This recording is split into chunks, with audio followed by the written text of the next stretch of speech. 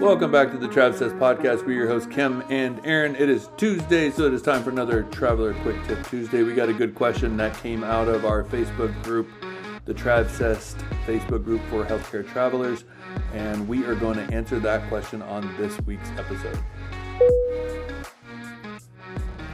So the question was about tax homes and having to be there for 30 days out of the year, give or take, to be considered not abandoning the home, but that your recruiter is telling you something different. And this is very, very common. And we're going to break this down in the episode. But first, before we get into that, we have officially announced the very first Travsessed day trip location. What? Which is really fun. So we basically we sent out an email with a form. We did a poll on our Instagram and in our Facebook group. And we put a couple different locations for you to choose from. And we said that we were going to choose the one that had the highest percentage of votes. And kind of the idea behind the day trips is that we wanted to create really fun experiences that are short and sweet. So just like a day trip during the day, a fun day for travelers to come together and to meet other travelers and to do something really fun together. And Aaron and I will plan and organize all the details like we do for all of our experiences. And that travelers in that area will be able to come out and hang for the day. And so each location is going to be changing. And our plan is to kind of go to some bigger hubs where there's a lot of travelers. So if you can't make, this one, hopefully you can make the next one or the next one, that you'll be in an area that you're like, oh, yay, they're doing Seattle. And I'm like right there. I can drive in for the day. That's kind of the thought with the day trips. Well, totally, especially with healthcare traveling. And, every 3 months you might be bouncing around. So if you feel like we're running from you, we might be. No, we're just, it's just dependent on where people are.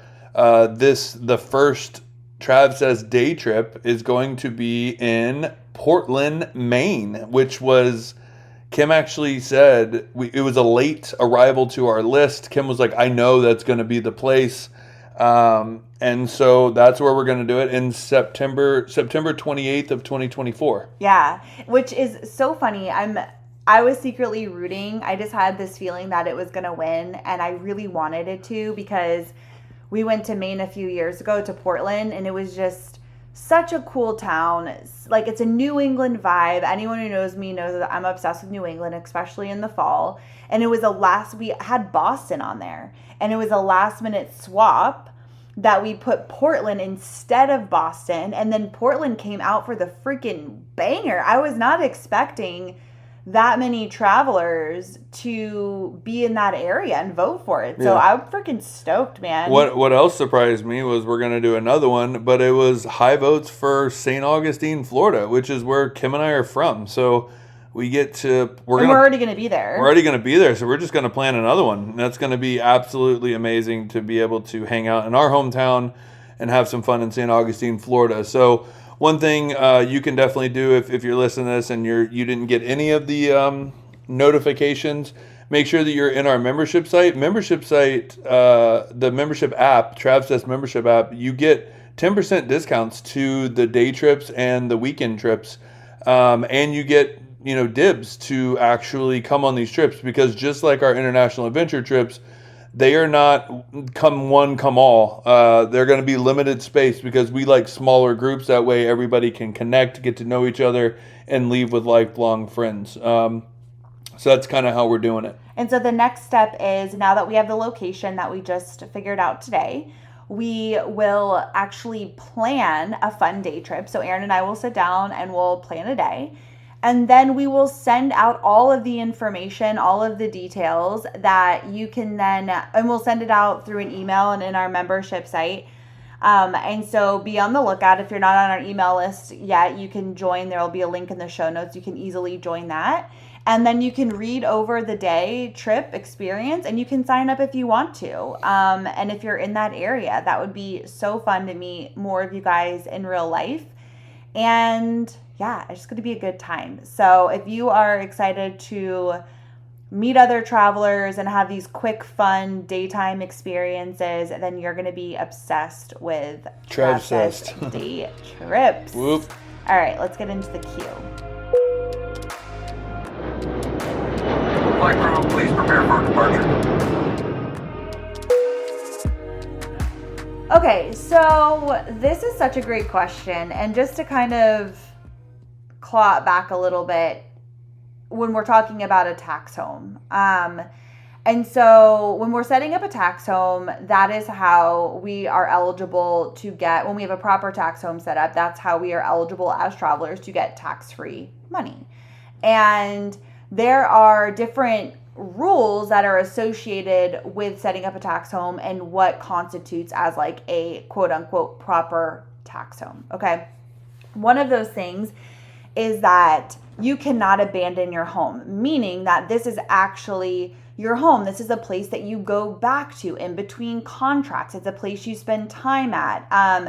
Because it's showing the government or the IRS or whomever that this is actually your home and your dwelling, because as a traveler, essentially, in order to qualify for tax-free money, you have to be duplicating your expenses and paying into a home somewhere that you are temporarily leaving. Again, you're not permanently leaving to go work a contract. It's on this temporary basis, right? A 3-month basis to leave this home and go to Denver to work a contract, and now you have to get an apartment in Denver. So you're to work there temporarily, right? And so you have to have this tax home set up in order to receive that tax-free money and stipends that we get. And so one of the rules is that you have to return to your tax home throughout the year.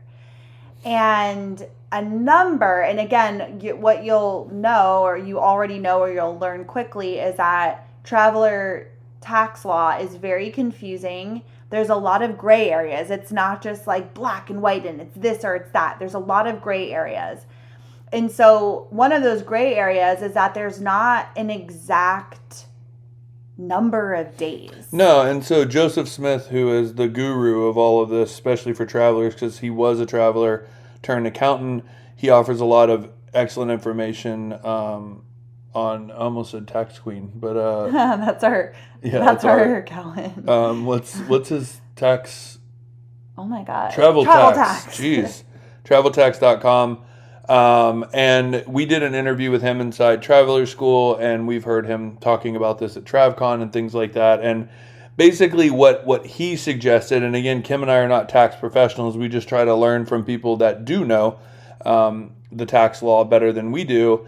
And what we have gathered and what he has said is, based off of audits that he has seen, if a traveler is home in their tax home for at least 30 days a year, that's when the IRS has been like, okay, like that's suffice. But there's not a number that the IRS says you have to be here this day and then you're fine. So it's a weird kind of scale.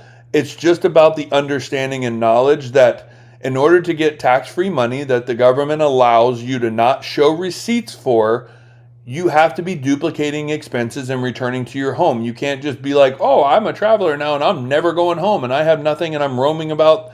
That doesn't work for tax-free money. You could do it if you get everything taxed, but that doesn't allot for the rules allotted by the IRS to give us tax-free money without showing receipts. Right. And so they came up with this 30-day window. And so again, this only matters if you were in an audit. So it's not to say that if you were there for 27 days that it's like, oh, you fail, like, or, it's like, it's just kind of, you're trying to prove that you have gone home and have spent time at this home in the 30 days they have come up with. That is how Joseph, Smith. Yeah, but teaches his clients, or that's how he encourages his clients. He feels like that is a good number based off different audits that the IRS will accept. Now, the second part of this is that your recruiter is saying something different. And this is what the important part is, because recruiters are not tax professionals. And a lot of them really don't understand how the tax home is set up. They're recruiters. They don't work for the IRS. They're not accountants, right? And because there's so many gray areas, it's not just black and white across the board. Companies will come up with different things that they feel like will keep them safe from audit, right? Because a company doesn't want to get audited. If a company gets audited, that's what brings travelers into an audit, right? So they try to avoid that at all costs. So they come up with their set of rules based off guidance from tax professionals of like, if this is our rule, then this will help to keep us safe, right? There's a lot of different, the 50-mile rule, there's a lot of different things that aren't hard and fast like facts, but it's just rules that companies have set up.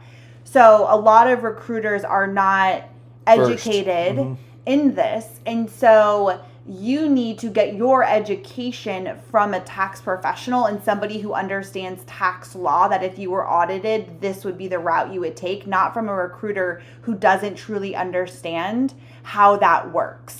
Yeah, and it's to the point of even like if you were renting out your house, you need availability to your bedroom or your place of dwelling. So if you have a 4-bedroom house, you could only rent out 3 bedrooms because the IRS needs to see that you're able to return back to that dwelling for 30-ish days. Again, understanding the entire principle, looking at this from the forest, not the individual trees. We are supposed to be mobile. Travelers are mobile. You work a contract, you come home. You work another contract, you come home. You work another one, you come home. Like, that is the ebb and flow of what the overall definition of what we do. So, yes, do people work a little bit more and kind of push that envelope? Absolutely. But see, that's where knowing that, like, Kim and I will always return back to Florida. We will stay in our tax home, and we will be there throughout the time, and we will show by paying with a card that we have returned back to that area so that there is a traceable amount of time spent within that tax home area. So that if we were ever audited, we were able to show that we were there this long throughout the year. Yeah. And I think too, just knowing that your recruiters, it's not like they're trying to be shady or they're trying to like pull one over on you. It's just that a lot of them don't know, and that's okay. That's why, like, as a traveler, like, listening to this podcast and learning the correct way to do things is your job, right? To educate yourself and to make decisions from that place. Where your recruiter, unfortunately, this, is trying to change over time with recruiters becoming more knowledgeable on things and how to advise their travelers and stuff, but just not all traveler or recruiters are created equal. And so they're just doing the best that they can. Like, as an example, there's, you can't stay in the same place and work like a year in a contract and then like keep working, right? Essentially all of your money goes to, or you start getting taxed on your tax-free money after a year. Well, when we first started, we worked a year in the same place, and our recruiter back then said, oh, all you have to do is go home to Florida for 2 weeks and come back and you can start working again. A whole nother year. And like, that's so not true, right? Like, luckily, knock on wood, but like we didn't know any better. And so that's exactly what we did. And it just goes to show that like our recruiter advised us and the way the company had the rules set up. And like, that's what the company came to the conclusion that if you do that, we'll be fine in an audit. Now, most companies do a 30-day. Actually, just on that subject, I actually went full time right after I came back. So yeah. Anyway. Yeah, that's true. We did. And yeah, you did end up going full time. So that, okay, whatever. But the point was that she said 2 weeks, come back and you're fine. And that's just not the truth. And that's an example of like, again, she wasn't trying to like be malicious. She just didn't know. And so that is such a great question. And questions like these are important to be asking so that you're protecting yourself as the traveler, not putting all of your trust into what your recruiter's telling you, because they don't always know the ins and outs of this kind of stuff. Well, and I also want to say too, like, number one, we get this question a lot and it's kind of tied into this. Like, when you go to show your taxes at the end of the year, they're not going to be like, prove it. Like, I want to see it. Now, I know Joseph Smith has a lot of requirements if you work with him to like keep things organized. So that way, if you ever were audited, all the work is already done.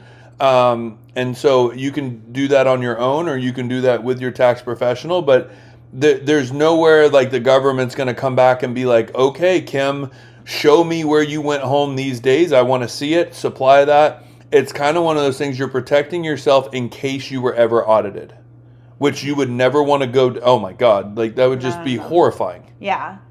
So I think that pretty much wraps it up. Yeah. And again, if you have any specific questions like this, feel free to reach out. You can email us, you can DM us, post in the Facebook group. Or the membership app. Yep. This is what we do on Tuesdays. We're answering all of these like traveler healthcare specific questions. So ask away. We hope to see you on a day trip soon. We hope to see you in the membership, and we are here if you need anything. And have an awesome rest of your week, and we'll see you on Thursday. Bye.